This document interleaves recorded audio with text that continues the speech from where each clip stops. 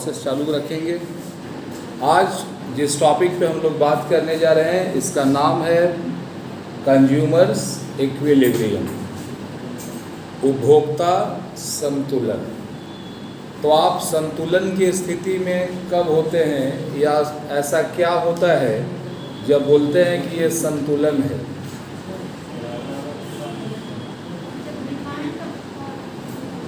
जब दोनों side equal होता है। ये है, मान लो एक तराजू देखे होंगे, इस तरफ वजन रहता है, इस तरफ कुछ सामान रहता है। अगर ये वजन ऐसा हो और सामान ऐसा हो तो खरीद लोगे? अगर ऐसा हो जाए तो दुकानदार बेच देगा? तो ऐसा कोई जगह तो चाहिए जहाँ खरीदने वाला खुशी खुशी खरीदे और बेचने वाला खुशी खुशी बेचे। तो ये दोनों जब इक्वल हो जाए तो इसी को बोलते हैं हम लोग कंज्यूमर्स इक्विलिब्रियम। लेकिन ध्यान देना, ये बेचने वाले पे भी हमको ध्यान ही नहीं देना है, मेरे को ध्यान देना है कंज्यूमर पे, उपभोक्ता पे।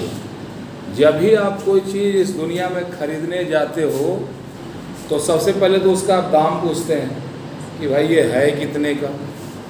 और जैसे ही दाम पूछते हैं तो मन में सवाल आता है, यार ये महंगा है या सस्ता है? ज़्यादा महंगा रहता है तब तो आप खरीदते ही नहीं हो, और ज़्यादा सस्ता हो जाए तो आप छोड़ते भी नहीं हो। क्या यही ना होता है? अब दुकान में गए, बोले 2 पीस समोसा दो, और पूछ दिए गलती से कैसे, बोला 50 रुपये जोड़ा। तो वहीं रुक के हाल चल लेंगे कि बगल वाले दुकान में जाएंगे? बगल वाले में जाएंगे। यानी आप यहाँ पे संतुलन की स्थिति में नहीं है। तो पहला है टॉपिक, हु इज़ कंज्यूमर, उपभोक्ता कौन है? तो हर वह इंसान जो किसी भी वस्तु का प्रयोग करता है और अपना आवश्यकता को पूरा करता है, उसी को हम कंज्यूमर कहते हैं। बहुत सा चीज़ आपको पैसे से मिल जाता है, बहुत बिना पैसे के मिलता है। अभी आप मान लो कॉलेज में है, प्यास लगा तो नीचे है ना पानी, वहाँ पे गए पानी पिए, तो क्या कोई पैसा दिए क्या? लेकिन फिर भी आप कंज्यूमर हैं, क्योंकि आपके प्यास को बुझाने का क्षमता किस में था? पानी में। और आपने पानी का यूज़ किया और अपना आवश्यकता को पूरा किया। तो जो भी अपनी आवश्यकताओं को पूरा करता है किसी भी वस्तु के द्वारा, तो उसको हम लोग कंज्यूमर कहते हैं, उपभोक्ता कहते हैं। तो इस दुनिया में जितना भी इंसान है, क्या ये लोग कंज्यूमर हैं या नहीं हैं? इसमें company, bank, institute, college, school, जो भी ऑर्गेनाइजेशन देखो, पॉलिटिकल पार्टीज, आम आदमी, खास आदमी, सब का सब कंज्यूमर है। अगर आप इंसान घर में जन्म लिए, मतलब आप कंफर्म हो जाओ कि अब आप कंज्यूमर हो चुके हैं। तो कंज्यूमर क्या है, ये बात तो शायद आप समझ चुके होंगे। समझे कि नहीं? चलिए, बढ़िया है। और नेक्स्ट हम लोग बात करेंगे, ये कंज्यूमर में किसी को कोई डाउट? अब बताओ कि अगर ये कंज्यूमर है तो ये चाहता क्या है? वो कौन सा दुनिया का चीज़ है जिस चीज़ को ये चाहता है? अब चाहने का मतलब चाहना ही समझना, जो आपकी आवश्यकताओं की पूर्ति करे। वो चाहता क्या है? कुछ बताओ, आप तो जानते हैं, आप भी बता सकते हैं। आप भी, यस, ये तो क्या चाहता है कंज्यूमर? यस, ज़रूरतों को पूरा करना। ये तो लंबा हुआ, इसको थोड़ा इकोनॉमिकल लैंग्वेज में कुछ एक वर्ड में इसको निपटा देंगे। उस नीड को बोला जाता है, क्या बोलता है बताओ? चाहता क्या है? तुम किसी चीज़ को लेते क्यों? नहीं, इसको एक वर्ड दिया जाता है बच्चे, नाम है इसका सेटिस्फैक्शन। सेटिस्फैक्शन बोले तो संतुष्टि। जो वस्तु के लिए जितना ज़्यादा पैसा देने को तैयार, उससे आपको उतना ज़्यादा संतुष्टि मिलेगा। संतुष्टि। प्यास लगा है बहुत भयानक, सामने वाला बोले पानी पिला दो, बोला आ जाओ पिलाते हैं। मरने भर प्यास लगा हुआ है, और वो पगलाया और चम्मच से दे रहा, ले एक चम्मच तू भी ले। तो बताओ, अब एक चम्मच लिए, फिर आप बोला 5 घंटा बाद आना, तो क्या लगता है वो संतुष्ट होगा आत्मा? पानी जो पिलाएगा उसको क्या नहीं कहोगे मन में, वो तो आप खुद जानते हैं। इससे बढ़िया तो तुम नहीं है देता। अगर प्यासा भर भूख लगा है जोरदार, और कोई आपको देख आओ खिलाते हैं, तो वहाँ भी पूरा एनर्जी में गए। एक रोटी का टुकड़ा ये छोटा सा, बोले लो मित्र, ग्रहण करो, तो आत्मा तृप्त होगा? नहीं होगा। क्यों? क्योंकि मिला, लेकिन उतना नहीं मिला जितना मेरे काम का था। तो इसको बोलते हैं यहाँ कमी किस चीज़ का है? संतुष्टि का, सेटिस्फैक्शन का। तो कंज्यूमर इस दुनिया में जब भी जाता है, आप कोई भी चीज़ लेते हैं, तो आप सबसे पहले अपने अंदर हिसाब बैठाते हैं कि इससे हमको संतुष्टि या सेटिस्फैक्शन मिलेगा या नहीं मिलेगा। अगर ये संतुष्टि मिला तो आप बोलते हैं ये अच्छा है, और संतुष्टि नहीं मिला तो 1 रुपया भी दोगे? अरे हाँ ना बोलो भाई, नहीं ना दोगे? तो कंज्यूमर बोले, कंज्यूमर चाहता क्या है? इसकी चाहत क्या है? संतुष्टि या सेटिस्फैक्शन।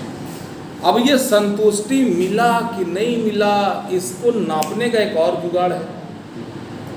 ये कैसे पता चलेंगे? क्या जी कैसा लगा? भक बकवास। अगर कोई ऐसा बोले तो क्या वो संतुष्ट है? नहीं है। रोटी खिलाया और साथ में गाली भी दे रहा है जो खिलाया उसी को, तो क्या वो संतुष्ट है? मतलब खाने से नहीं होगा। कोई बोला क्या जी भूख लगा, बोला हाँ नर हराम खोर, बैठ ना यहाँ पे, गधा कहीं का भिखारी पैदा ऐसी आ जाता है, जहाँ तक सुबह होता नहीं आ जाते हैं। उसको गाली दिए और 2 रोटी दिए, रोटी से पेट भी भरा, लेकिन क्या वो संतुष्ट है? नहीं है। यहाँ खाना भी संतुष्ट नहीं करेगा। तो ध्यान देना, एक कंज्यूमर बनने के लिए आपको गुड्स और प्रोडक्ट से सेटिस्फाइड होना होगा, संतुष्ट होना होगा। तो इस संतुष्टि को मापा तो जाएगा ना, कितना संतुष्ट है आप, तो इस मापने का कोई जुगाड़ तो होना चाहिए। इस संतुष्टि को मापने का एक और वर्ड है जो आपके बोर्ड पे दिख रहा है। देखते हैं आपका आईक्यू कैसा है। इस संतुष्टि को आप नापोगे किससे? Use your mind. Come on, कोई किसने बोला? नो। हाँ, ये परफेक्ट है। यूटिलिटी। पहले यूटिलिटी तो मिले, सबसे पहला उपयोगिता होगा, उसके बाद हम देखेंगे कि कुल कितना है, कि सीमांत कितना है। तो मेन सेटिस्फैक्शन मापने के लिए एक वर्ड का यूज किया जाता है जिसको हम लोग कहते हैं यूटिलिटी। यूटिलिटी का मतलब होता है उपयोगिता। क्या मन होता है?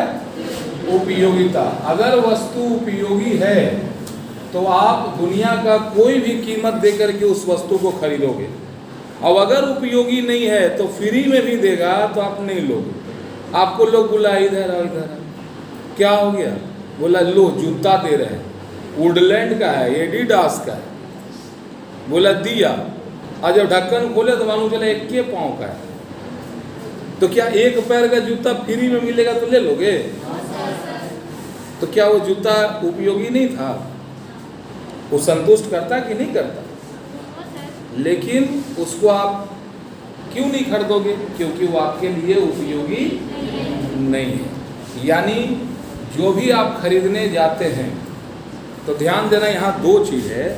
अगर मान लो कि तुम कंज्यूमर हो तो कहीं ना कहीं तो जाओगे मार्केट में, और यहाँ पे कोई ना कोई सेलर तो होगा। इस सेलर से आप लेते क्या है? हो सकता है आप गुड्स लें, हो सकता है आप सर्विस लें, हो सकता है आप कैश लें, या गुड्स सर्विस, हो सकता है कोई एसेट्स ले। ये दुनिया में यही 3 चीज है जो बिकता है, गुड्स सर्विस और एसेट।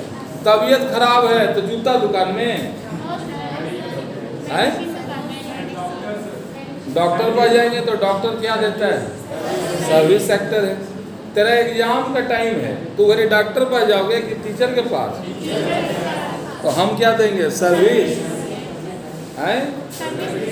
अब बहुत दिनों से पिताजी बोले हुए थे कि अगर इंटर पास किया तो 2 व्हीलर फेवरेट वाला तुमको देंगे, और गलती से पास हो गए तो अब कहाँ जाओगे, आलू दुकान में, कहाँ, शोरूम में जाएंगे। तो ध्यान देना कि बाइक लिए तो ये एसेट्स कहलाया, डॉक्टर के पास गए, टीचर के पास गए तो उनसे आपको सर्विस मिला, और आपका वो चीज़ जो डेली लाइफ में बार बार यूज होता है, अगर उस चीज़ को लेते हैं तो ये गुड्स कहलाता है। तो आप नॉर्मली जब भी किसी विक्रेता के पास जाएंगे तो ये 3 चीज़ ही लेंगे। तो जब आप लेंगे तो सोचेंगे ये मेरे लिए उपयोगी है या नहीं है, लेकिन बदले में कुछ देना तो पड़ेगा ना बच्चा। तो जो क्या देना पड़ेगा, कैश। तो लेने में तो बड़ा आनंद है, लेकिन जैसे ही ये देने का बारी होगा तब आप कैलकुलेशन करोगे कि ये जो मेरा संतुष्टि उपयोगिता के बराबर है या नहीं। मतलब जो सामान हम लिए क्या ये उस मूल्य के बराबर है जो हम दे रहे हैं।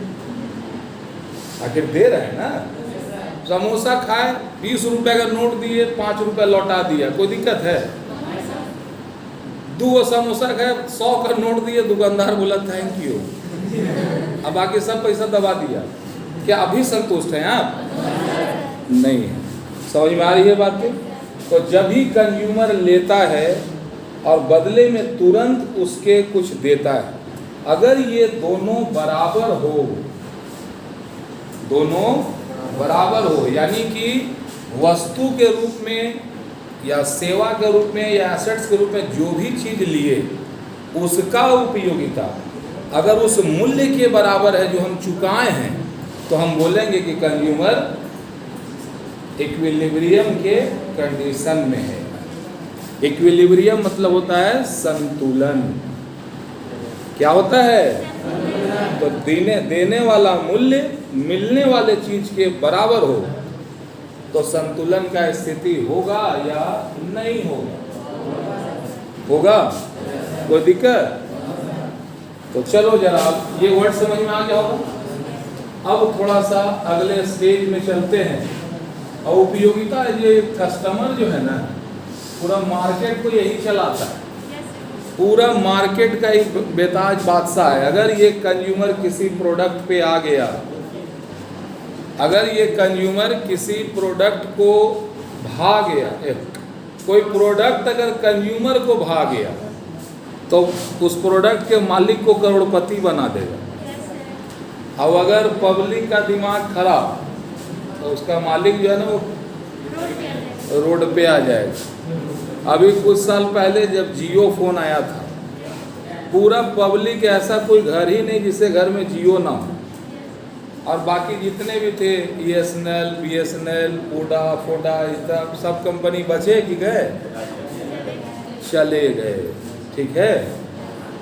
और ये कंज्यूमर जो है ये हर पल कुछ ना कुछ अपना गणित लगाते रहता है कि हमारे लिए फ़ायदा है कि नुकसान। तो मान के चलते हैं। अच्छा बताओ कि सब चीज़ों से बराबर लाभ मिलता है क्या? गांधी जी तो बोले थे एक झापड़ मारे तो दूसरा गाल बढ़ाओ, और दूसरों में ठोक दे तो अब क्या करें? तो एक सीमा के बाद फिर रिवर्स में जाएगा। तो ध्यान देना जरा, उपयोगिता का लक्षण देखो। यह है number of unit, number of unit consume. एक उपभोक्ता जो है उसको भूख लगा था बहुत खतरनाक, और चला गया किसी रिश्तेदार के घर में कि आज खाना खाएंगे वहीं। तो रिश्तेदार उसको रोटी खिलाने लगे, 1 2 3 4 5 6 7, मान लेते हैं। पहला रोटी खाता है, इसको बोलते हैं मार्जिनल यूटिलिटी, सीमांत उपयोगिता। क्या बोलते हैं? मार्जिनल यूटिलिटी, सीमांत उपयोगिता। कोई डाउट? मान लीजिए जब पहला बार जब भूख के मारे जान जा रहा हो तो पहला रोटी और पहला निवाला लगे कि सीधे भगवान मिल गए, इतना आत्मा को अंदर से तृप्त करेगा। ठीक है, तो पहला रोटी खाए तो इसको लगा कि इतना हमको गुण मिला, फायदा मिला। ठीक है, बोले क्या हुआ जी, कल काहे नहीं आता? सर माथा दर्द दे रहा था। बोले कितना? इतना सर। तो ये जो इतना बोले इसको नापा जा सकता है क्या? हाँ जी, कल भूख लगा था, तुमको ब्रेड पकौड़ा खिलाया, कैसा लगा? बहुत बढ़िया। तो ये बहुत बढ़िया को नापा जा सकता है क्या? इकोनॉमिक्स में हर चीज को अगर एक नंबर दे देते हैं तो काम का होता है, नहीं तो अच्छा, बहुत अच्छा, गुड, वेरी गुड, इसका कोई वैल्यू नहीं है। एक नंबर दे देते हैं। पहला रोटी खाए कितना लाभ हुआ? तो बोला 40, मतलब वेरी गुड। दूसरा रोटी में तनी कम मजा आया भैया, अब तीसरा रोटी में बहुत कम, चौथा में और कम, पांचवा मन नहीं था सर, मन नहीं था, नरेटिव फूल। हमने पगला दिख रहा 7 रोटी खाया है, अरे नहीं क्रिया खिला दी, कसमें खिला के खिलाया। हमने फायदा हुआ बेटा कि वाट लगा? तो वाट लगा सर, लॉस हो गया। हमने कितना लॉस हुआ? माइनस में चल गए, तो मतलब बहुत ज़्यादा हुआ सर। उसको खाने के बाद एक रोटी खाया और 2 इनो पीना पड़ा। मतलब रुका काहे नहीं, वो तक दूसर की क्रिया चढ़ाती। मतलब अब बोलता अब तो माइनस में चल गए सर। हमने अब क्या किया? बोलता फायदा के बजाय वाट लगा। पहला रोटी में तो सोचे 2 ही इनो खाएंगे, दूसरा एक और मिला ना, तो उसके बाद तो 4-5 1 दर्जन इनो पीना पड़ा, फिर हॉस्पिटल में एडमिट हो गए। हो सकता है ऐसा? अगर लिमिट आपका, अगर 4 रोटी में आपका पेट भर जाता है, आप कोई क्रिया किस्म जा दे करके एकदम ले ले ले ले अगर खिलाते चले जाए तो लाभ होगा कि हानि होगा? तो ये उपयोगिता का यही लक्षण है। जैसे जैसे किसी वस्तु का प्रयोग आप करते जाओगे तो उससे जो उपयोगिता मिलता है वो धीरे धीरे धीरे धीरे धीरे क्या होता है? कम कि ज़्यादा? कम हो जाता है। अब इसी पर एक और वर्ड है बच्चे, नाम है इसका टोटल यूटिलिटी, कुल उपयोगिता। तो जब कुल उपयोगिता की बात करोगे तो सब को ना जोड़ेंगे। पहला रोटी खाए तो कितना उपयोगिता मिला? दूसरा अगर 2 रोटी खाते तो कितना मिलता होगा? 3 रोटी खाए होंगे तो 90, 4 रोटी में बाबू 100, अब 5वां रोटी में बाबू तो कोई फायदा है? जब यहाँ भी 100, यहाँ भी 100, अब मान लो तो कोई रिश्तेदार छोड़ के होटल में खा रहा है, या हर रोटी का पैसा देना हो तो सुखवासी 5वां खाओगे? नहीं ना खा सकते हैं। उसके बाद 6ठा में गए तो उल्टा हो गए 90, इसमें गए तो और उल्टा हो गया। ये कितना आया? 70।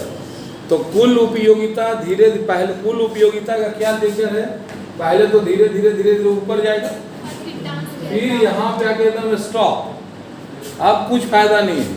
लेकिन अगर तब भी नहीं माना उसके बाद भी खाते रहे तो फिर ये down down down down down होगा। समझ में आ रही है बात?